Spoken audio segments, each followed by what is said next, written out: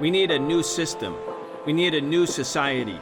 We need to demand that which may have sounded impossible even a few weeks ago, but is not only realizable, but an imperative necessity.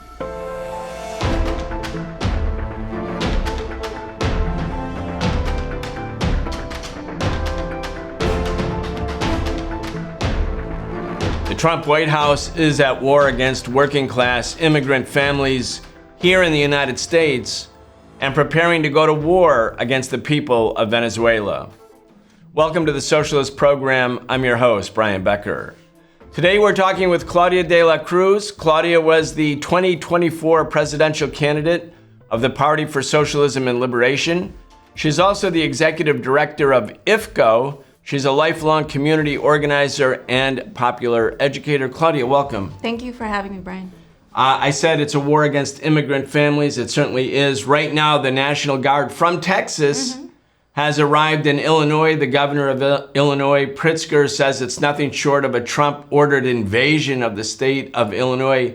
But this is a war at home. That's definitely a war at home. And I think it's important to understand what conditions are being created. It is a war zone. They talk about going to save the community from a war zone, but they are creating the condition of hostility, of violence, insecurity, that they are claiming that they want to crush. And in so many ways, it's terrorizing not only immigrant working class communities, it's terrorizing communities as a whole. Working class Black families, working class white families, because our families are mixed anyway, and we're living in mixed communities. And so when we see Chicago, we should see what the Trump administration is attempting to do all across the country. Well, I'm glad you mentioned that because obviously Trump was trying to pit the Black community against the Latino community or the Black community, that citizen-based community against foreign-born people.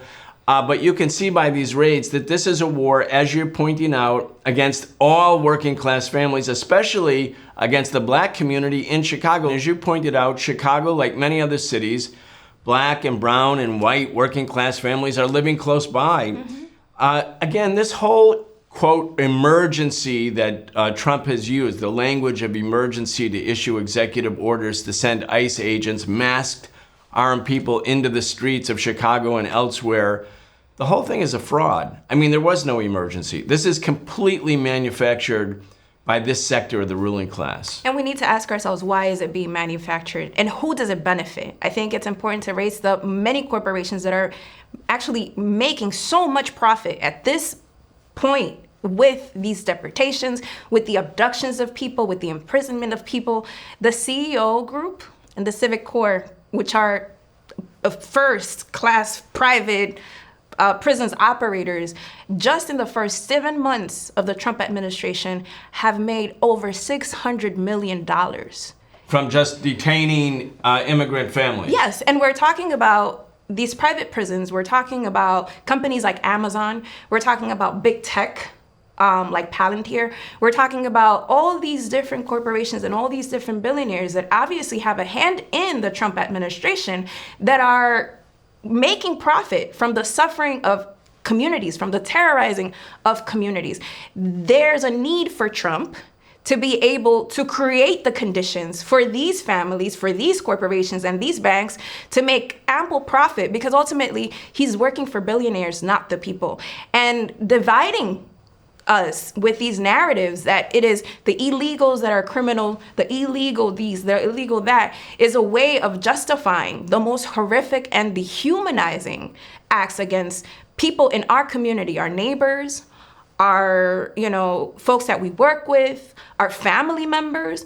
And so I think, when we see Chicago, for example, and we see what's happening when they have a housing complex where you have mixed families, where you are bringing out, abducting children and the elderly and U.S. citizens, you need to have a certain level of clarity as a community that they're not coming for a specific group of people. They're coming for everybody. And they're coming for everybody because it's profitable, not for any other reason. And again, Chicago is just a micro example of what it is that they're attempting to do with other cities. I mean, they've taken over LA, they've done it with DC, they're, Portland. They keep on mentioning Portland, as in Portland is like... Yeah, well, Trump actually says Portland is burning down every night. So I'm thinking, like, is this Groundhog Day where they're burning down every night and rebuilding? Yeah, like, it's irrational.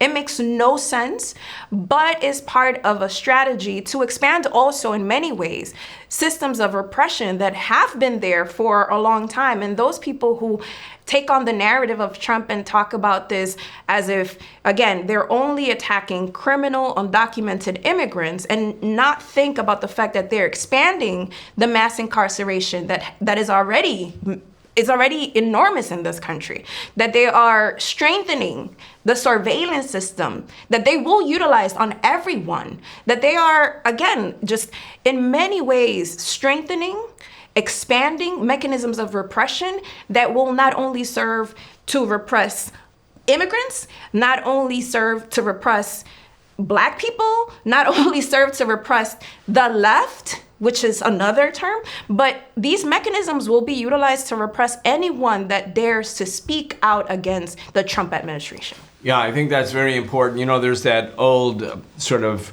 poem that's emblematic of what happened during the period of fascist Germany, where it goes like this. They came for the communists, but I wasn't a communist. And then they came for the socialists, and I wasn't a socialist, so I didn't do anything. Then they came for the Jews, and I wasn't a Jew, and on and on and on. And finally, they came for me, and there was no one left. Meaning that if people had stood together, had united together, had not been divided by the ruling class, by the German ruling class working with the Nazis during that period of extreme social, political, and economic crisis between World War I and World War II in Germany, if people had stood together, the Nazis could have been defeated. And I think that's important because a lot of people talk about, is the Trump administration, or they ask the question, is the Trump administration fascist or not fascist? Well, in a way, you can have lots of theories about fascism, but the most important question is, can the Trump administration's agenda, this ultra-right agenda, fascist or not fascist, can it be overturned? And the answer, from my point of view, is yes. Just like Hitlerism or Mussolini in Italy, it wasn't inevitable that they would win. They won because other forces did not unite, or they improperly trained their sights on the wrong enemy.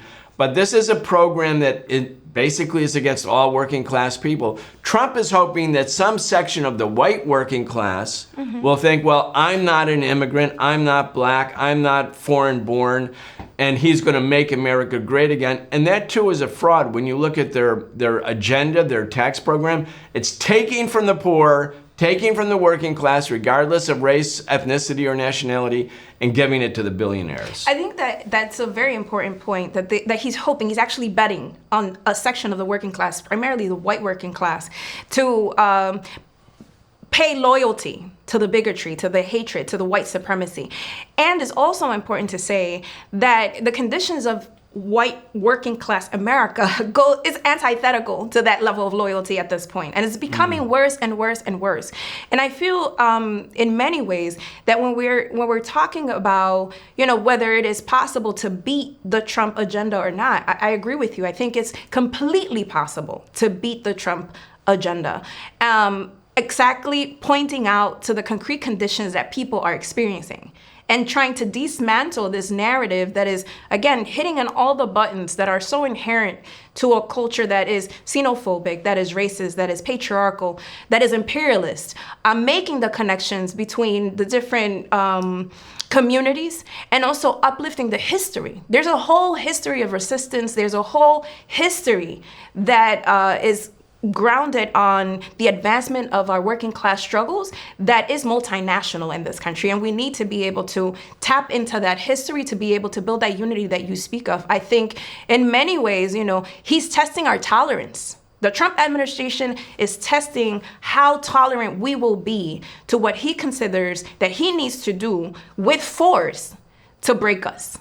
It's interesting too that it's a war against education, meaning they're saying we want to get rid of DEI, diversity, equity, inclusion. What they're really saying is we don't want to teach people about racism, about white supremacy. We're saying, Trump administration is saying that is too negative. That's the real history of the United States. But there's the other side, which is the real history of the United States, is people banding together to fight for civil rights, to end slavery, to defeat the Confederacy, to build Reconstruction, to build the labor movement. All of that was done by Black, Latino, white, Asian American, indigenous people uniting. We talked before about the Howard Zinn's book, The People's History of the United States. That's a rare book. It's not taught in American schools, but it shows there's this rich history of people fighting back and uniting.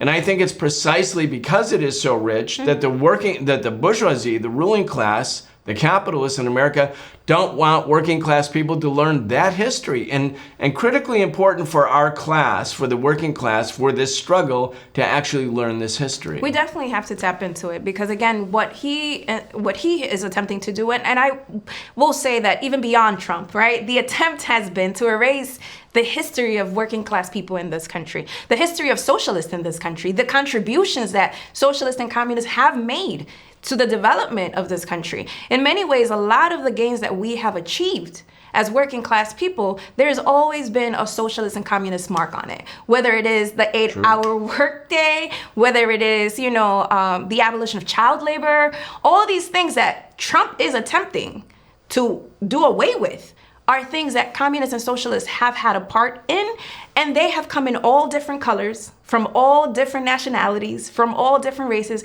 And so I think it's important for us to, again, uplift that history, to learn that history, because in many ways that is our shield and our spear in this moment where war is being launched against the working class in general. And we have to really combat this divide and conquer tactic that the Trump administration is brutally enforcing on us.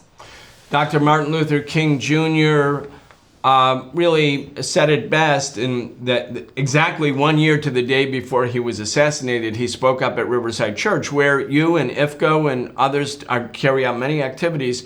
He spoke at Riverside Church, April 4th, 1967, and he said, the bombs dropped in Southeast Asia, meaning in Vietnam, are bursting in the inner cities in the United States, meaning you can't really spend trillions of dollars for endless war against poor people abroad and think you're going to end poverty in the United States.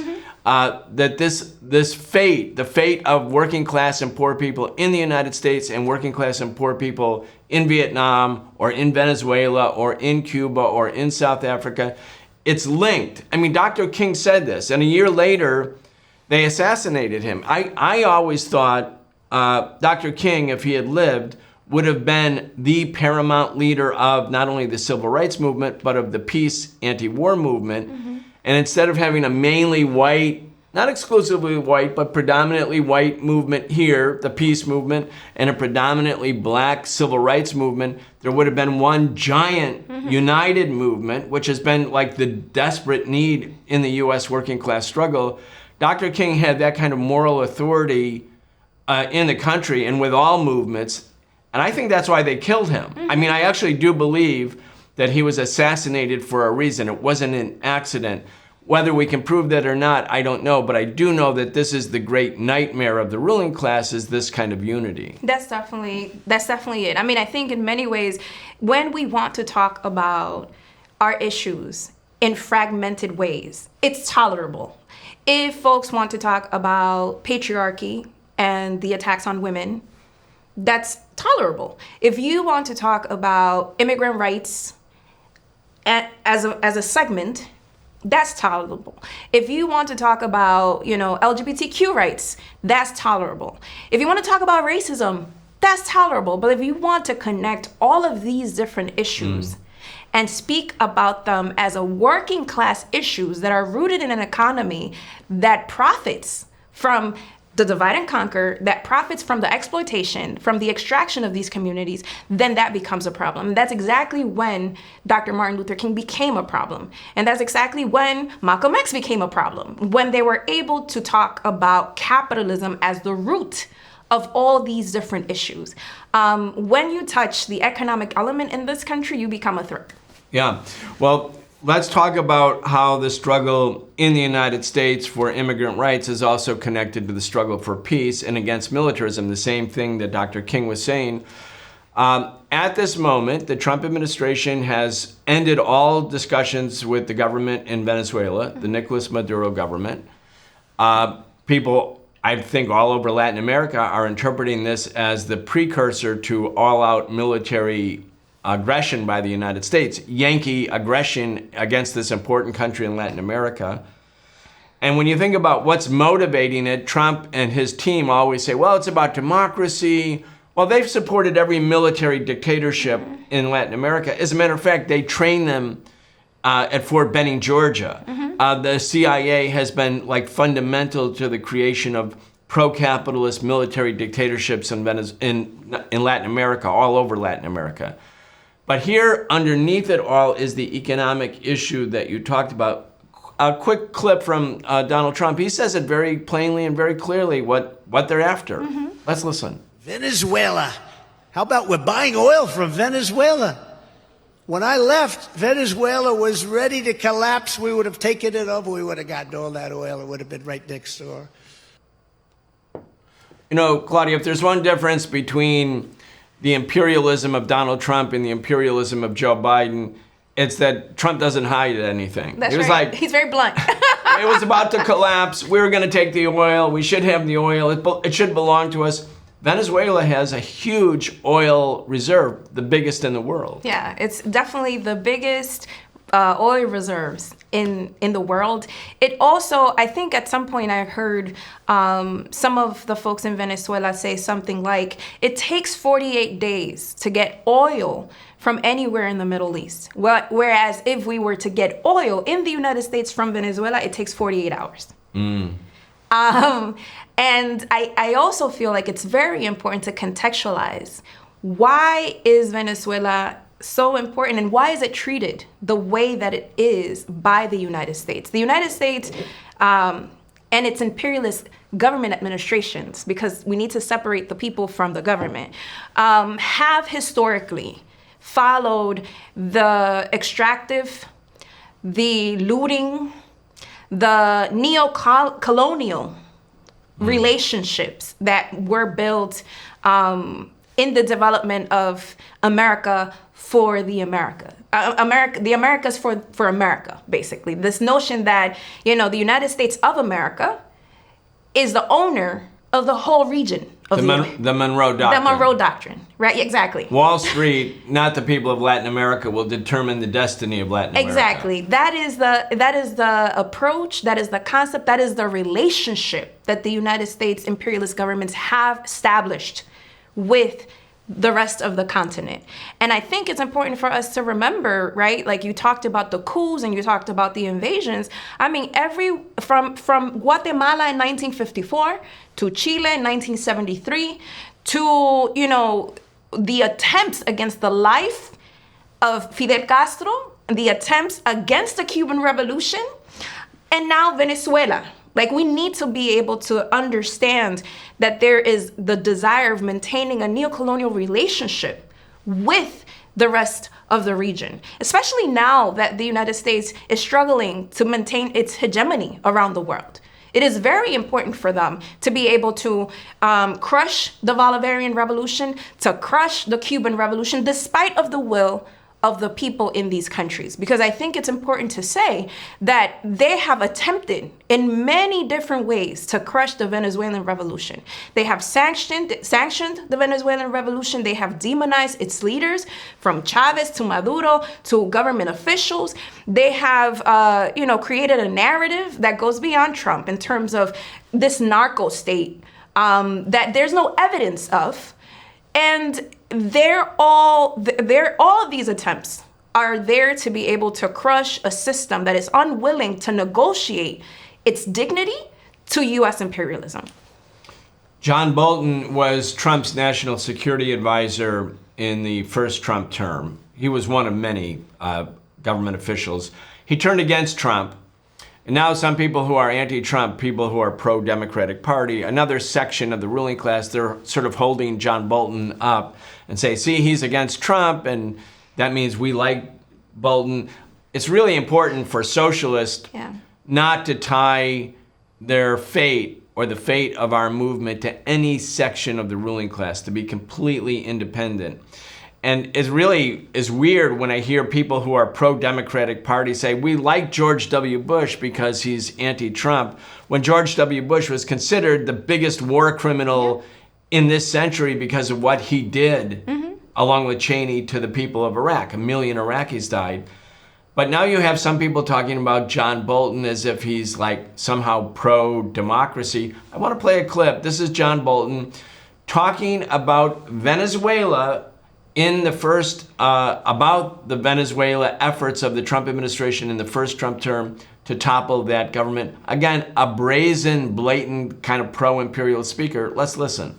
I don't know that I agree with you. To be fair, with all due respect, one doesn't have to be brilliant to attempt a coup. I disagree with that. As somebody who has helped plan coup d'etat, not here, but other places, it takes a lot of work, and that's not what he did. When we were talking about what is capable, what you need to do to be able to plan a coup, and you cited your expertise having planned coups. I'm not going to get into the specifics, but successful coups? Well, I wrote about Venezuela in the book, and it turned out not to be successful.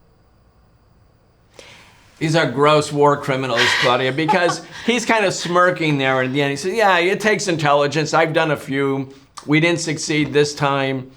But whenever there's a coup, thousands of people die. Yeah. Thousands of innocent people die. The CIA goes in and topples other governments, uses the police or the military forces. They wipe out the opposition. You look at what happened to Salvador Allende when the CIA, on that other September 11th, 1973, toppled the Allende government, the socialist government, a government that was trying to build socialism peacefully.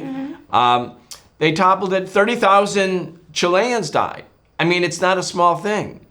Bolton is talking about it takes a lot of intelligence to carry out a coup. Well, one, it's illegal. Two, the United States, if some government said we're going to come into the United States and topple the United States and put into power a government that's friendly to us, the United States would consider that a declaration of war. But we, working class and socialist people in the United States, should consider these people are always at war against any government that tries to be independent. Could be Iranian government that's Islamic. It could be the Venezuelan government that's socialist. Could be the Cuban government led by a communist party. In a way, the ideology, although important, is somewhat secondary. The most important thing is these countries in the global south want to be free people. That's exactly it. And I think, again, it's important to contextualize the brutality. You mentioned it, the brutality of carrying out a coup, the violence that it involves, the ways in which families are separated, making the connections, right? The ways in which people are broken physically and emotionally, and the ways in which this creates a migration crisis is also important to acknowledge. Because when they're talking about Venezuelans here, they're criminalizing and demonizing them and saying that they're part of, El Tren de Aragua, which was created here. It's something that doesn't exist in Venezuela. We need to ask ourselves, again, why are they doing this? Who does it benefit? I mean, who does it benefit for the United States government to strike down fishing boats in the Caribbean?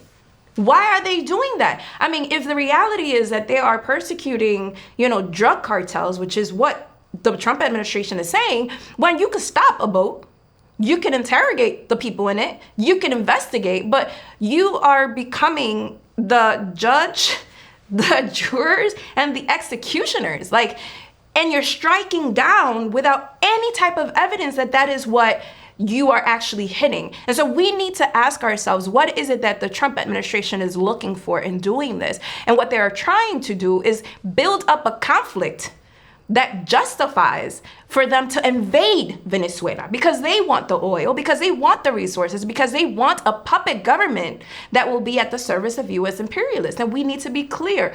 And also, he mentioned Puerto Rico. Puerto Rico is a colony of the United States of America. The people of Puerto Rico have no saying in whether their territory is utilized or not in the service of the U.S. Navy, the Marines, any military forces from the United States, and they are being utilized right now to be able to launch wars and attacks in the rest of the region. And we need to be able to make those connections.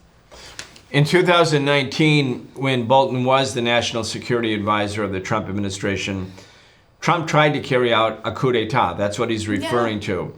In January 2019, Trump declared that Juan Guaido, somebody who most Venezuelans at that time had never heard of, was the new president of Venezuela. Then there was an effort at the Colombia-Venezuela border in February to carry out an armed struggle. Then at the end of April, there was an attempted armed uprising. Again, all coordinated with the CIA, with the Pentagon, with Juan Guaido, the puppets within the Venezuelan opposition.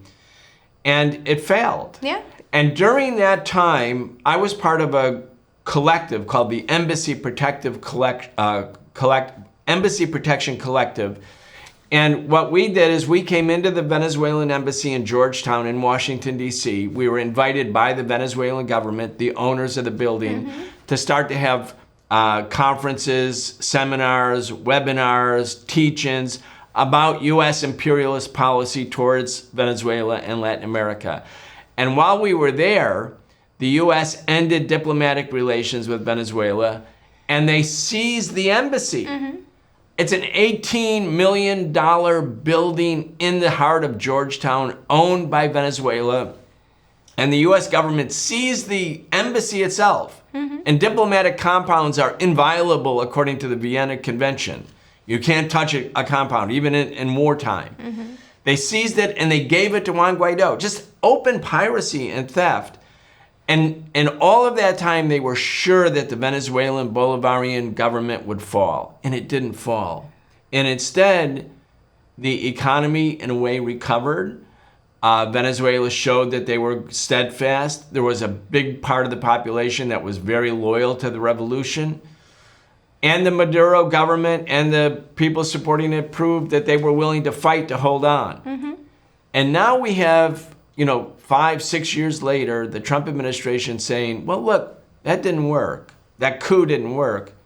So now we're going to actually invade Venezuela. We're going to kill Maduro. We're going to carry out a full-scale Yankee invasion of Latin America. I mean, the stakes here couldn't be higher. Maduro addresses this. We have another clip. It's in Spanish, but there are subtitles for English speakers. I want to play it and then get your thoughts.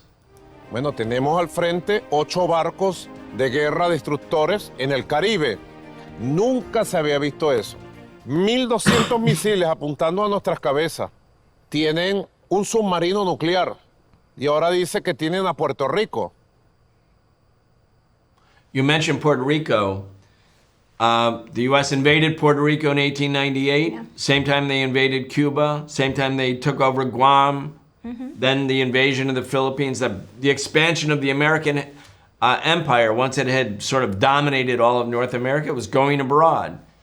And here we are in 2025, and Maduro's saying they're bringing in nuclear submarine warships. They're using Puerto Rico as a hub. It shows the interconnectedness of all of these struggles. And again, for people living in the United States, don't believe the hype. It's not about the form of government in Venezuela. It's about the fact that the Venezuelan government is insisting that only Venezuela should determine its own destiny. That's right. I mean, the United States imperialists have historically declared war against anyone that dares to say that they want a sovereign nation state. Whether it's economic war, whether it is diplomatic war. When we talk about sanctions, 1/3 of the world's population is under sanctions. Like, over 70 countries are under U.S. sanctions. This is crazy because the impact of sanctions in the daily lives of people is that they can't access what they need. And so they strangle the economy in a way to force people in these countries that may very well want to maintain their sovereignty to have to decide between eating and freedom. That is what the United States has historically done. And I think it's very important for us to understand that history. And they have, again, demonized leaders. They have criminalized leaders. They have, they have constructed all sorts of lies against countries that have a socialist or even progressive. They don't have to be socialist, progressive. We could see the governments of Dilma and Lula in Brazil, like any government that attempts to say our resources are for our people and for the development of our nations become a threat to the United States of America. And we need to be very, very clear about that, because what they do, in the same way that they try to pin Black people against immigrant people, immigrant people against you name it, is the same way that they try to pin us here in the US as working class people in the United States with working class people in Venezuela, and justify these actions that are criminal, that are terrorist actions. And again, when we talk about Venezuela and their failed attempts, because their attempts have failed over and over and over again, we have to come to the realization that the Venezuelan people want the Bolivarian revolution and that they're willing to defend it. I mean, the images of citizens in Venezuela coming to a people's army to defend their sovereignty from any type of U.S. intervention, it's incredible to watch. These people aren't being paid. These people are there because they have the conviction and they understand that it's better to live fighting to defend their sovereignty than to live under the boot of imperialism. And interestingly, Venezuela is obviously a divided country politically. It's got, the U.S. says it's a dictatorship, but there's actually a robust opposition to so many parties to the socialist government. And you have people who are part of the opposition to Maduro who are part of those militia mobilizations, because the bottom line is people realize that if the Trump administration has its way and has the ability to carry out a military invasion in Venezuela, even if you disagree with Maduro's policies, that's going to be the end of your country. That's right. That's going to be the end of your freedom, the end of your independence, the end of your sovereignty. So it makes a mockery out of the idea of independence. Now, all of these issues, Claudia, are tied together. And you were the socialist candidate of the Party for Socialism and Liberation in 2024. And I think your campaign did so well. You got more votes as a socialist candidate, I think, than any other socialist ticket since 1932, something like that. You made the connections between people. If anything, it's even more urgent to do this, because Venezuela could be the next war, like the Iraq War, based on the demonization of the leadership. You have the war against working class families, immigrant families, that are also terrorizing Black communities, as we saw in the clip. Millions of people are losing access to healthcare coverage and Medicaid cuts, which are for the very, very poor, to be able to go to a doctor or take their kids to a doctor.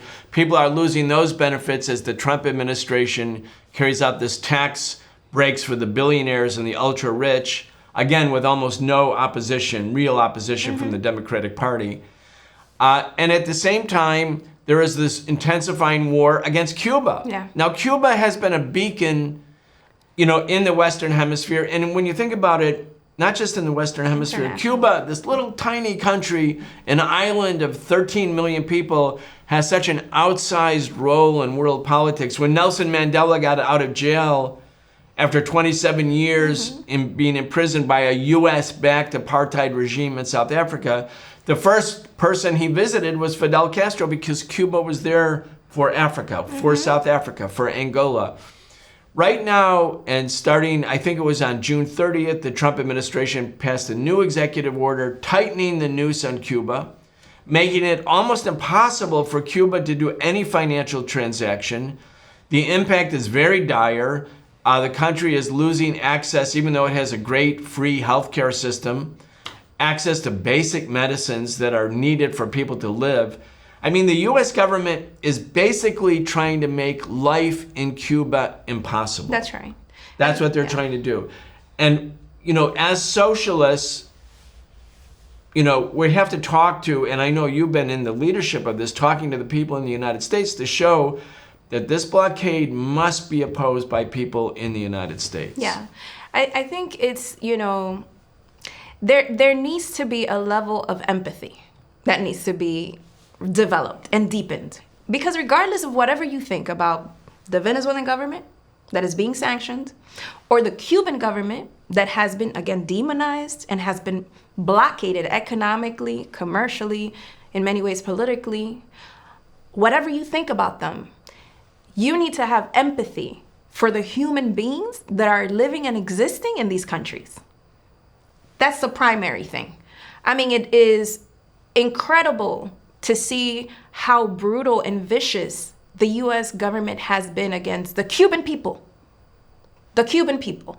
For over 60 years, a blockade that has affected the ability of people to access equipment for education, equipment supplies for healthcare. Healthcare and education are free in Cuba. But what can a government do providing free education and free healthcare if you don't have access to be able to supply these fields that are life-saving fields? And that is what the blockade is doing to Cuba, that they don't have the opportunity to trade in the ways in which other countries have the opportunity to trade. And so if they don't produce something, they can't access that. We're talking about, you know... And Cuba's an island, so it has to import. It has to. And we're talking about, you know, the latest reports to the UN that everyone should read say that 2 days of blockade are equivalent to $40 million lost to the Cuban economy. What can a country do with $40 million? We're talking about the issue of fuel could be solved. We're talking about important medicine that could be purchased. We're talking about equipment that could be purchased. And so in many ways, the US government has had an obsession with Cuba since it won its freedom. In the same way that there, you know, has been a level of obsession with Haiti too, because we need to look at the interventions that have happened in Haiti since Haiti was freed in 1804 by formerly enslaved people. And so if we don't make these connections, that the desire of the United States is to enslave the rest of the continent, to be able to extract and exploit its people. And the Cuban Revolution has been a beacon of hope in that struggle. I mean, Assata Shakur lived in Cuba till recently, where she passed, but she passed being a free woman, because that's what Cuba represents to the rest of the world, freedom. And they attempt to crush Cuba because it crushes. It would crush the hopes of many people of what is possible. I've always argued with people that talk about Cuba and talk about their failed government. I mean, if it was to be a failed government, why not allow it to develop and compete? If socialism doesn't work, why kill it in the crib? Let it develop and let it compete. And the reason that they are attempting to crush the Cuban Revolution is precisely because it shows that it is possible to build a society that is, one, led by the people and led by the interests of the people, the working class. Despite the 60 years of blockade, Cuba has had the ability to provide medical brigades all over the world. I mean, I'm talking about hundreds of medical brigades. We're talking about, you know, during the COVID pandemic, a global pandemic, the United States was hoarding vaccines. It was actually blocking, you know, equipment from getting to the islands and other parts of the continent. And Cuba developed vaccines and shared it with the rest on their own. Yeah. You know, living under blockade, and actually achieved 90% of vaccination, saving lives of the Cuban people. It actually moved many of the healthcare workers in over 54 countries to provide health services during a global pandemic. The United States is the wealthiest country in the world, and it has not done anything of the sort. And that is the type of hope and that is the type of activity that they try to crush. I mean, they have Cuba in the list of states that sponsor terrorism. And Cuba's politic and policies have always been one of solidarity and collaboration. But we know who has imposed terrorism on the rest of the world. We only have to look to Gaza. Yeah, no, that's so important. And, you know, in our final minute or so, Claudia, and I'll give you the last word. I mean, the Cubans, in spite of this blockade and terrible shortages now, the life expectancy is the same or a little bit higher than the United States. The education level is very, very high, in spite of all of the imposed poverty on the island. And again, I agree with you that what the U.S. mainly fears is the good example that Cuba might set as a successful socialist project for the rest of Latin America, which is suffering from so much poverty, so much unemployment, so much inequality. If Cuba were to succeed, people would think, as they did think through the 60s and 70s, oh, let's go the way of Cuba. That's the thing that America really fears, the American ruling class. Mm-hmm. But when we think about these foreign policy issues like Venezuela or Cuba or the war against Iran or the support for Israel and the genocide against Gaza, I want to remind working class folks in the United States the reality of what's going on here, which is kind of whitewashed by the imperialist propaganda. A recent study just came out. 12th graders in the United States, only 22% had math proficiency. 22%, 1 out of 5. Only 36% or 37% had reading proficiency. I'm talking about high school seniors. That means 2/3 don't have reading proficiency. 80% don't have math proficiency. Our society and our class, the working class, is in great need, not because it's a poor country, but because it's a capitalist country. That's right. And at the same time, they want our class in America to hate the Iranians, hate the Cubans, hate the Venezuelans, fear the immigrants. It's all diversion. Mm-hmm. It's like the politics of mass distraction away from the real enemy, which is, of course, not in Caracas, it's here on Wall Street. Anyway, with all that, I'm going to give you the last word. I think, you know, making these connections is really important, and understanding that there is a war against working class people internationally and domestically. So the people of the United States, working class people in the United States, are not exempt from building a resistance to this war. We're not exempt from building ties of solidarity with the working class all across this country, but also all across the world. Right now, at this moment, you know, fighting against the narratives that are justifying a possible invasion in Venezuela is highly important. Making the connections of what the sanctions have done to the Venezuelan people and how it has cost the migration that it has caused into this country is important. The same thing with the Cuban people, you know, and fighting against the U.S. blockade, fighting against, the terror, the brutality, the immorality that is having Cuba on the list of states that sponsor terrorism, understanding that starvation is a weapon of war, that they are attempting to starve the Cuban people in the same way that they're starving the people in Gaza. We need to make those connections. They are coming and militarizing, invading our cities because they also want to be able to have population control. They want to dominate any type of dissent. They don't want to only take away undocumented immigrants. They don't want to, in any way, shape, or form, stop crime or violence.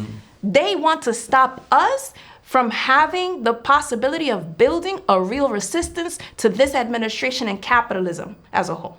And we need to be able to build strategic unity, and we need to be able to organize in our communities, to be able to mobilize and build the power that we need in this country. All right, we're going to leave it right there. Claudia, thank you so much. Thank you for having me. Bye.